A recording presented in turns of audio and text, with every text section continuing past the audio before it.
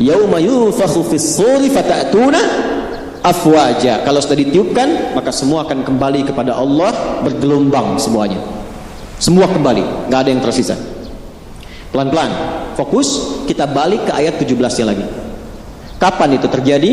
Pada hari perpisahan dengan dunia. Inna yaumal fasli kana.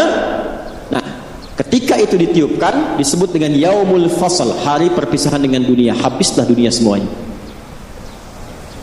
Nah, hari itulah yang disebut dengan kiamat. Bangkit semua secara serempak, ya, saling bangkit banyak keseluruhannya, sehingga berpotensi ada yang bertubrukan, ada yang bertaburan, ada yang macam-macam. Itu sifatnya disebut dengan kiamat. Hari terjadinya kebangkitan besar yang keseluruhannya kemudian bangkit, ya, kemudian naik, kemudian beradu, bertumbuk, hancur keseluruhannya. Maka harinya disebut dengan apa? Kiamat. Dan hari kiamat ini juga hari perpisahan, yaumal fasli, hari berakhirnya kehidupan dunia. Karena miqata, aku telah tetapkan waktunya dengan sempurna. Miqat itu gabungan tempat dan waktu yang sempurna. Maka kiamat pun demikian. Kata Allah, aku telah aturkan tempatnya, perpisahan bumi hancur semua, habis. Waktunya kapan? Aku telah atur waktunya sedetil mungkin. Jelas? Nah, detil waktu yang sedetil mungkin mencakup detiknya, menitnya, jamnya, sampai harinya, sampai momentumnya. Dalam bahasa Arab disebut dengan sa'ah namanya. Sa'atun as-sa'ah. Ya, agak fokus ya, agak fokus betul. Karena itu jam dalam bahasa Arab disebut sa'ah, karena di jam itu kan ada presisi tinggi, menunjuk kepada bukan hanya jam, menit, tapi juga apa? Detiknya, gitu ya. Nah, waktu yang sangat spesifik, presisinya, akurasinya begitu tinggi dalam bahasa Arab disebut dengan sa'ah. Karena itu, kalau bertanya kapan kiamat terjadi, kapan tepatnya, kapan waktunya, maka dijawab oleh Al-Quran. Miqata itu dengan bahasa yang jelas menggunakan kata sa'ah. Buka Quran surah 31 ayat 34. Setelah ini kita harapkan tidak ada lagi yang menyimpulkan kiamat terjadi kapan, tanggal sekian, bulan sekian, dan seterusnya. Quran surah 31 Luqman ayat 34. Pelan-pelan. Innallaha indahu ilmus sa'ah. Masih ingat ayatnya dibuka dengan kata apa itu? Inna, kan? Sudah saya terangkan tadi ya. Tanamkan pada jiwamu dengan kuat, jangan ragu. Hanya milik Allah lah pengetahuan tentang detil terjadinya kiamat. Jadi sa'ah disebutkan di ayat itu menunjukkan kesan bahwa waktu spesifik, detilnya kapan terjadi kiamat itu hanya diketahui oleh Allah saja.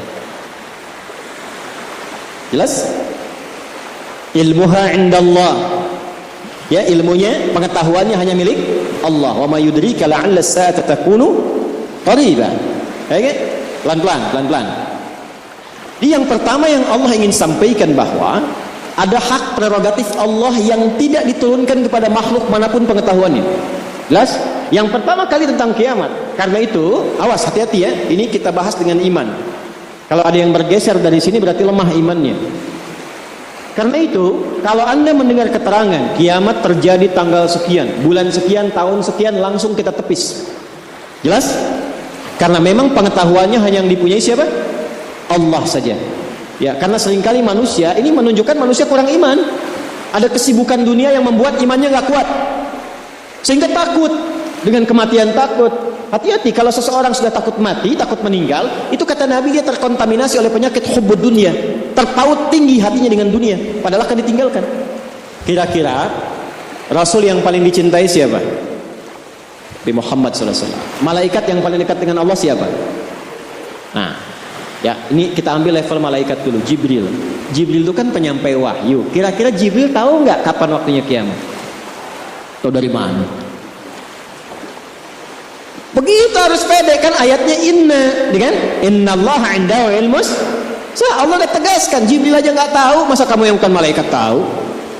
Jibril aja nggak tahu. Jadi kalau ada yang mengatakan hati-hati kiamat terjadi tanggal sekian, Jibril aja nggak tahu, apalagi ente. Gitu. Ya, Nabi Muhammad tahu tidak? Tahu tidak? Kan pernah Isra Mi'raj beliau. Kan pernah menghadap Allah, masa nggak tahu? Tahu nggak? Tidak. Nabi Muhammad Nabi paling mulia, dekat dengan Allah, takwanya tinggi, karena khuluqul Quran. Surganya turun jaminan sebelum wafatnya, tetap nggak tahu kiamat. Anda aja sudah nggak jelas. Surga belum terjamin. Pujian nggak datang dari Quran mengatakan kiamat akan terjadi tahun sekian. Cie, siapa Anda? Nah, yang menarik begini, ada dialog antara yang paling dekat dengan Allah dalam kalangan malaikat dan kalangan Nabi Jibril dan Nabi Muhammad.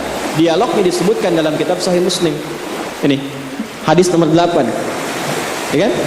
Halaman 36 sampai 37 di Kitabul Iman, kitab pertama, nomor hadis yang ke-8. Yang meriwayatkan orang paling dekat, satu infonya, mertua Nabi, sahabat Nabi, Abu Hafs, ya, Amirul Mukminin Umar bin Khattab radhiyallahu taala anhu. Dan diriwayatkan dari Umar kepada siapa? Ke anaknya Abdullah bin Umar, ya, bin Khattab radhiyallahu taala anhu, sampai ke Imam Muslim dikabarkan ke kita. Langsung ke hadisnya, ke ujungnya saja biar cepat. Jibril, malaikat terdekat dengan Allah, bertemu Nabi Muhammad sallallahu alaihi wasallam, rasul terdekat dengan Allah. Dua-duanya terdekat. Dikonfirmasi oleh Jibril alaihi salam kepada Nabi Muhammad sallallahu alaihi wasallam tentang kiamat. Kalimatnya jelas, matas sa'ah. Kapan waktunya kiamat tiba? Apa jawab Nabi sallallahu alaihi wasallam? Mal mas'ulu anha bi'a'lama minas sa'il. Tidaklah yang ditanya lebih tahu daripada yang bertanya. Ini jawaban tawadhu nih. Jibril datang ke Rasulullah karena merasa beliau itu kekasih Allah, dekat dengan Allah. Ya, belum minta sudah dijawab. Nabi Muhammad sallallahu alaihi wasallam, ya, Nabi Muhammad pun menghormati Jibril. Anda kan yang diminta menyampaikan wahyu, dekat dengan Allah. Jadi dua-duanya yang terdekat dengan Allah, tapi jawabannya sama. Yang tahu hanya Allah. Jadi Jibril aja nggak tahu, Nabi Muhammad nggak tahu, apalagi kita orang biasa. Tapi yang paling menarik adalah, perhatikan kalimatnya, akhbirni an amaratiha. Sampaikan padaku tanda-tandanya. Ini yang kita pelajari. Jadi kiamat itu dunia berakhir atau tidak? Berarti berakhir. Waktu berakhir atau tidak? Berakhir. Waktu itu dari bahasa Arab. Kalau dalam waktu itu kita gunakan untuk beraktivitas, disebut dengan asr namanya. Kalau dalam waktu itu kita tata aktivitas, berjalan dan seterusnya, disebut dengan zaman namanya. Maka saat kiamat tiba, zaman pun berakhir. Maka berakhir zaman. Jelas ya? Nah, berakhirnya zaman ini menjelang ke kiamat akan dibagi 3 fase. Awas, hati-hati ya. Ini langsung dari Quran dan dari hadis. Karena kiamat terjadi, berakhir dunia, berakhir zaman. Maka seringkali kajian tentang kiamat disebut dengan kajian akhir zaman. Ya? Nah, akhir zaman menuju kiamat itu dibagi 3 fase. Maksudnya ini ilmiah sekali ya, jadi butuh fokus yang dalam. Hati-hati, bahas kiamat semakin gelap. Insyaallah terang kembali ya. 1, pembuka akhir zaman. Pembuka ini kiamat, akhir zaman. Awas ya. Yang pertama adalah pembuka akhir zaman, awal yang mengawali kehidupan di akhir zaman. Jelas? Di bagian akhirnya nih, dari episode kehidupan sejak Adam alaihissalam turun sampai berakhir terjadi kiamat, ini pembukanya ada di fase ini. Paham ya? Jadi ketika ada tandanya, berarti kita sudah memasuki di akhir zaman. Jelas? Ini pertengahan gerbangnya. Ini puncaknya. Dan setiap nanti fase ini dilalui, ada tanda dan peristiwa-peristiwa yang mengiringi. Jelas ya? Supaya kita bisa tahu kita berada di fase yang mana dan apa yang kita siapkan. Ya, karena itu, karena pengetahuan tentang kiamat milik Allah, nggak usah cari itu, karena yang punya sudah ada. Jelas ya? Dia jangan terlalu menyibukkan diri tentang waktunya, kapan kejadiannya, gimana begini, ya tempatnya seperti apa, detailnya bagaimana, nggak usah ditanya waktunya. Karena informasi kiamat dihadirkan bukan untuk dicari waktunya kapan, tapi persiapan kita menuju itu apa? Paham? Baik.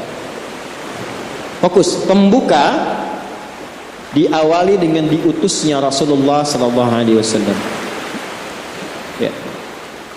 Rasulullah sallallahu alaihi wasallam. Sudah?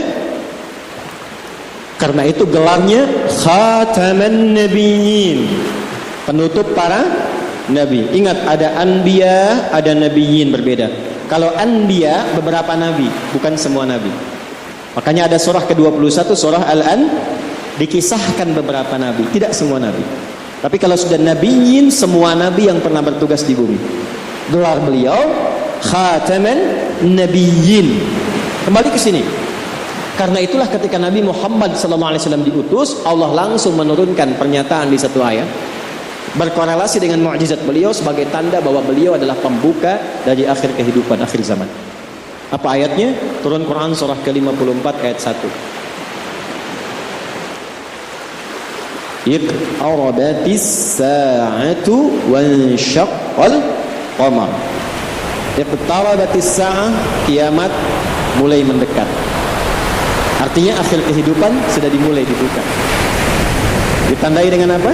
Diutusnya Rasulullah SAW. Di antara pembuktiannya, beliau diberikan mukjizat membelah bulan. Ya, wansyaqqal qamar, dan bulan telah terbelah. Oke, itu tandanya, tanda awalnya. Dan dibuktikan, ya, dalam satu gambaran yang pernah ke bulan kan melihat ya, dan diteliti oleh pakar di bidangnya menyimpulkan bahwa bulan pernah terbelah. Jelas kan? Baik. Satu. Ini. Jadi ketika Nabi Sallallahu Alaihi Wasallam itu diutus, beliau statusnya sudah penutup para nabi dan rasul, rasul akhir zaman. Rasul akhir di fase pembuka. Dah pelan-pelan. Meneruskan risalah beliau, para ulama meneruskan risalah beliau, kan? Maka disebut ulama akhir zaman, ustadz akhir zaman, kan? Karena menyampaikan risalah ke penghujung akhir masa kehidupan.